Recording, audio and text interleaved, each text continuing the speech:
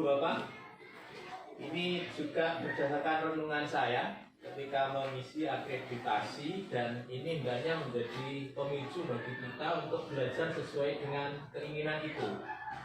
Jadi kita sudah diukur, sudah ditunjukkan kemauannya, kita belajar untuk menyesuaikan itu. Meskipun ya kita memang dalam hal itu harus belajar. Dan saya tidak memaksakan, tetapi mari kita belajar bertahap. Memang aneh di awal itu, tapi coba kita lakukan. Ibu Bapak, yang berdasarkan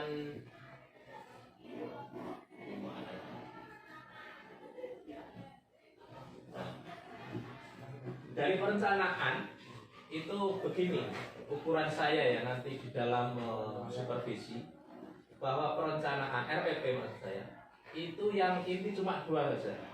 Jenengan menyusunnya sistematis. Menyusun sistematis itu diawali dari tujuan hingga kemudian penilaiannya itu nyambung antara tujuan dengan penilaiannya. Kemudian juga ada kuncinya, ada penskorannya. Kemudian juga setelah ada penskoran kan pasti bisa analisa nanti selanjutnya. Kemudian disiapkan remedi dan pengayaannya. Remedi itu ya kalau soal, ya soalnya nggak usah banyak-banyak, misalnya soal IC misalnya gitu.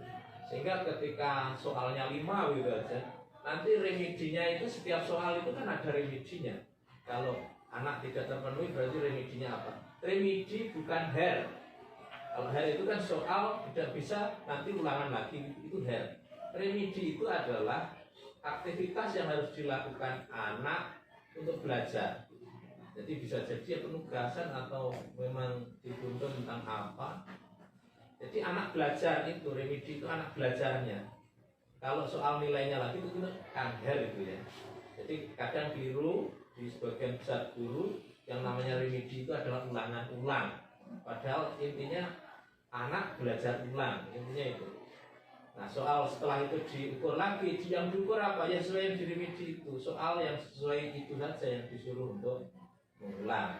Meskipun remedi itu ada remedi klasikal, ada yang pribadi, tapi yang jenang susun adalah yang untuk pribadi aja. Misalnya kalau nggak bisa ini, nanti remedinya apa, merangkum apa-apa tentang itu. Nah, itu remedi. Atau juga sekaligus ada pengayaan. Nah, pengayaan itu adalah anak yang sudah beres.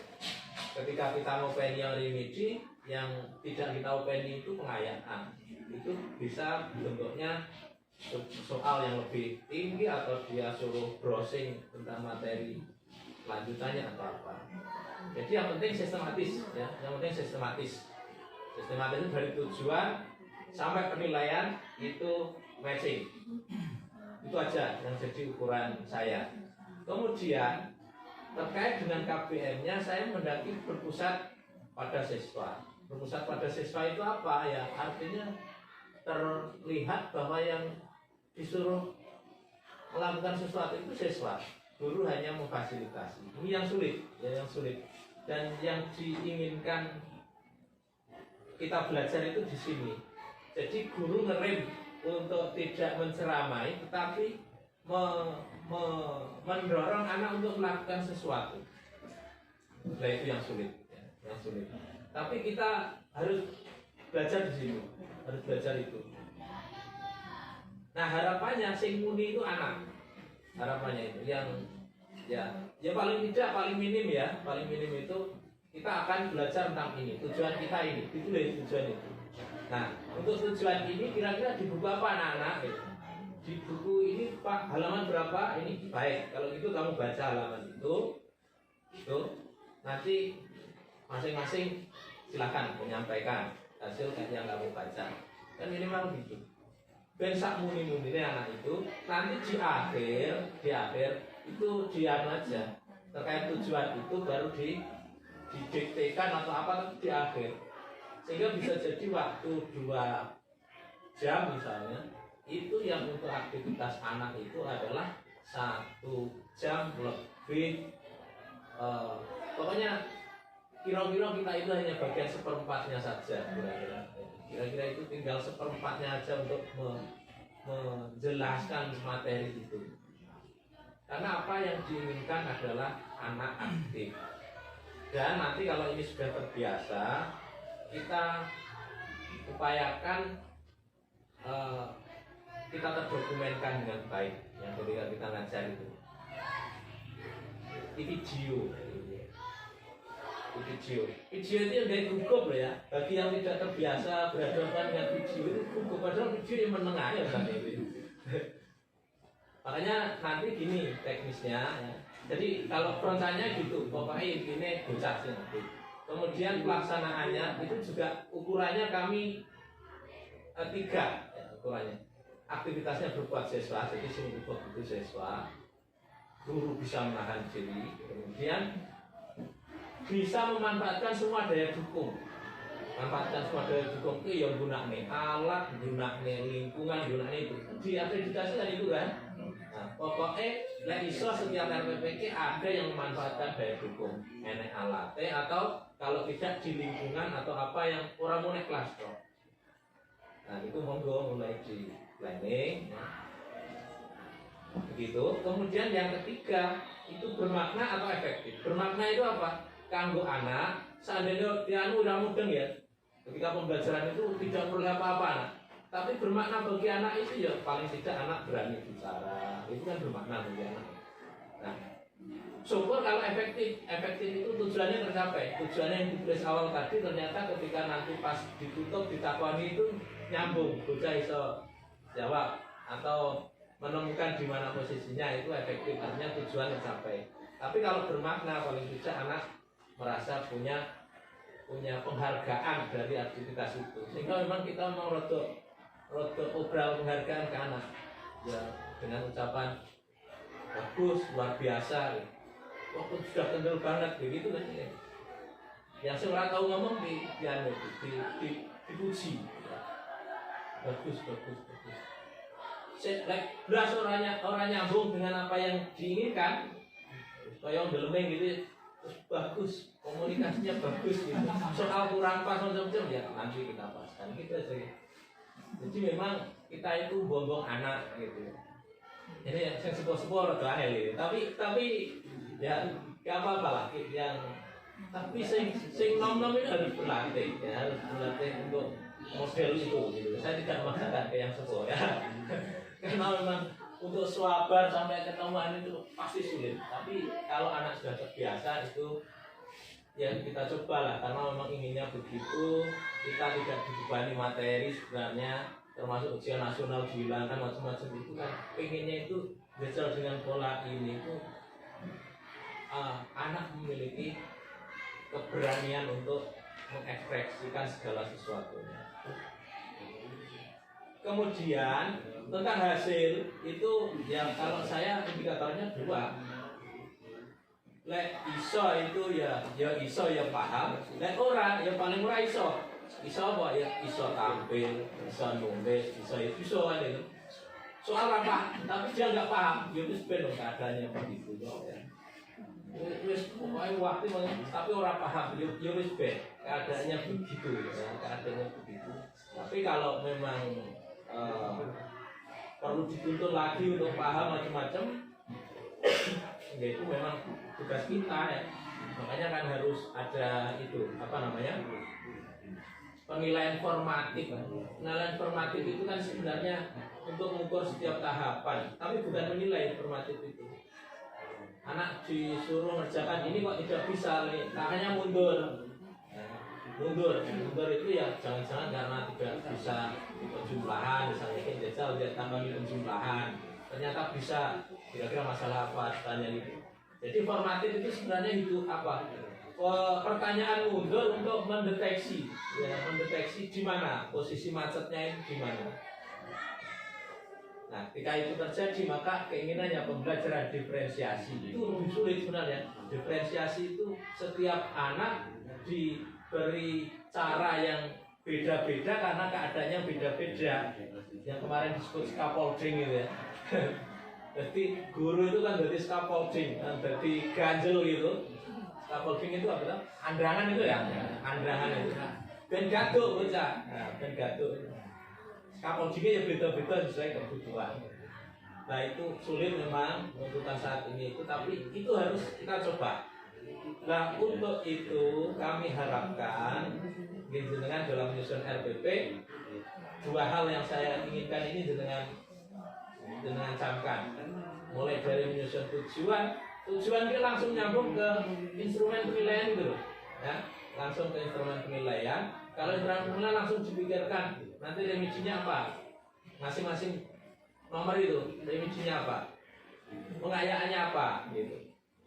Nah kalau pengayaan itu tidak harus per nomor, karena biasanya itu ya mungkin terkait dengan bab itu ya, yang kira-kira pengembangannya itu apa ya, itu ditugaskan ke pengayaan. Setelah itu baru kembali lagi ke perencanaan pembelajaran. Perencanaan pembelajarannya apa? Pokoknya siswa aktif itu model apa ya yang kita inginkan? Bisa pembelajaran berbasis masalah atau apa, intinya masalah diungkapkan, kemudian anak disuruh untuk mengeksplorasi, cari berbagai referensi judul macam-macam, kemudian anak mempresentasikan, saling muni-muni, presentasinya saling muni-muni. Pokoknya selama waktu lama itu ben sak karepe bocah, ben saling muni-muni gitu ya. Tapi kayak guru ora kayak menengahi itu ya ngubengi di masing-masing itu. Baru presentasi saling muni-muni. Nanti di akhir itu sebenarnya Bapak Ibu menjelaskan bahwa sehingga ketika selesai pelajaran itu dapat 3 konsep itu sudah bagus itu ya, atau tiga teori atau 3 kalimat saja yang memang itu kalimat inti itu kan sebenarnya bocah belajar berani. Karena jadi pembelajaran kita itu dan nanti kita lakukan secara terus-menerus, jadi belum tentu di awal itu bagus, pasti tidak bagus. Tapi kita coba lagi, sehingga style pembelajaran kita, kalau saat sekolah itu style model, nanti anak akan menyesuaikan. Sesuai ngono, guru-gurunya nilainya ternyata keaktifan, akhirnya pasti akan terpancing. Kalau modelnya sama, dari setiap waktu sama, itu kemudian anak menemukan polanya, dia pasti akan berkompetisi dengan cara-cara itu. Maka dicobin mungkin. Ingin kita itu adalah beda tampilan.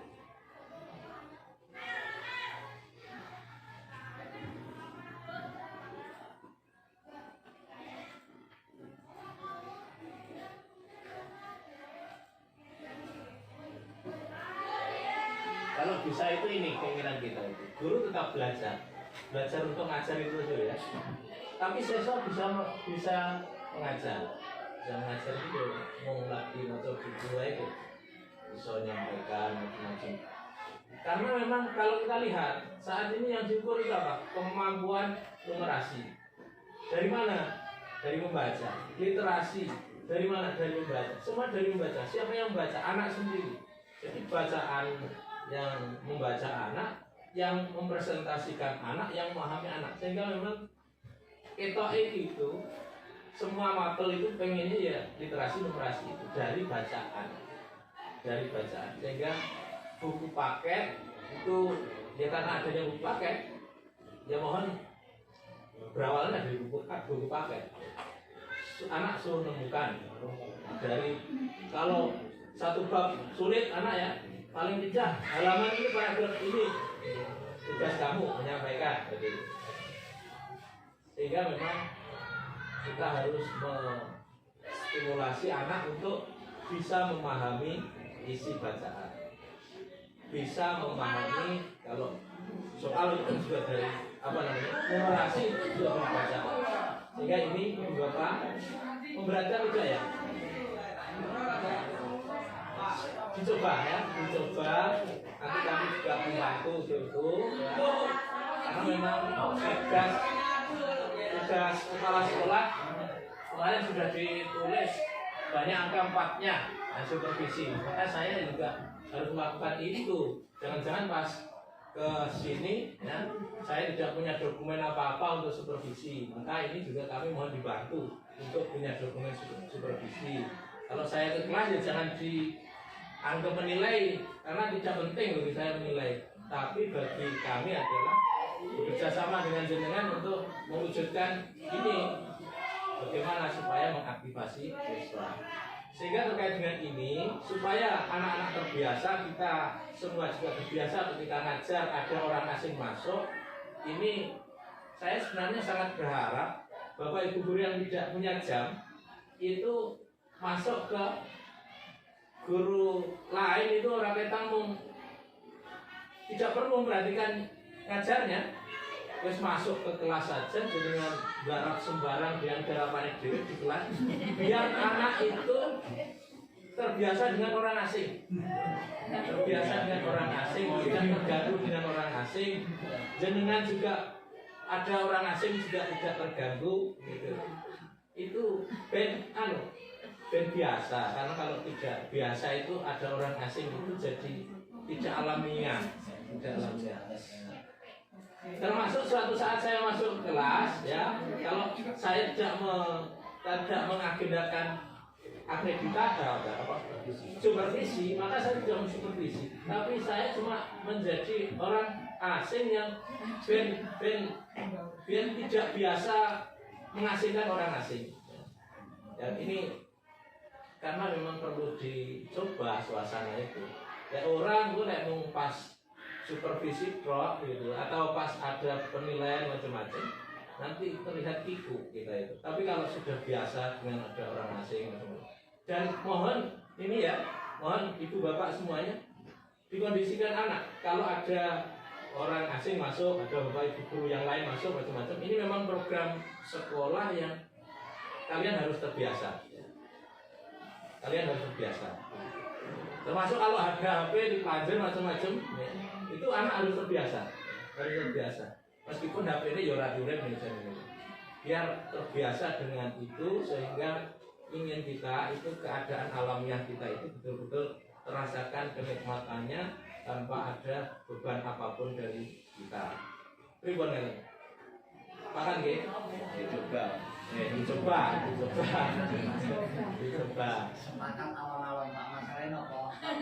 Lagi ujian itu kemarin seperti guru-guru yang itu kan paham ada aturan ujian, selain peserta dan pengawas juga tidak boleh masuk, yang masih membekas itu ada peraturan itu ada pikiran itu ini perlahan-lahan itu dicoba. Oke, ini betul kleru ayah ulangan masuk tuh ayah.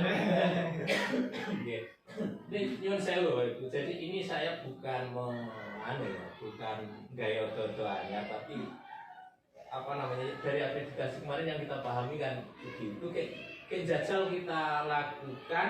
Jangan-jangan ketika nanti pas visitasi kita nubruk karena belum terbiasa, tidak punya bukti fisik macam-macam, itu kita repot. Jadi ini dalam rangka mencetak bukti fisik sebenarnya ya. Mencetak bukti fisik, supervisi dan lain-lain, dokumen dan lain-lain. Tapi di sisi lain adalah membiasakan kita semua ben orang alergi terhadap hal itu.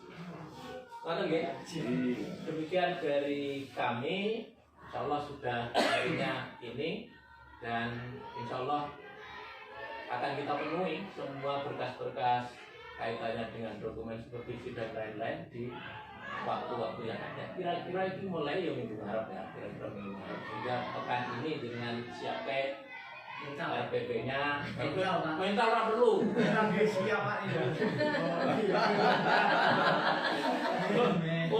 mental. Oke, ini. Kata nggih, nggih paham ini bukan saya tidak punya keinginan apa-apa. Saya mau nyoba saja dari supervisinya begitu, kayak segera mencetak dokumen-dokumen supervisi kayak ben rodok blong gitu, tapi merasakan ki lek arep ngomong rodok kapus-kapusi kan enek alure gitu. Tapi lek blas ora enek kayak ngomong anu kan susah gitu ya. Demikian, selanjutnya monggo Ibu Bapak untuk agenda tugas kita pembelajaran. Jadi mari kita tutup bersama rapat kita. Cukup ya, nggak ada pertanyaan ya. Mari kita tutup bersama dengan hamdalah. Alhamdulillahirobbilalamin. Mohon maaf atas segala hal yang kurang berkenan.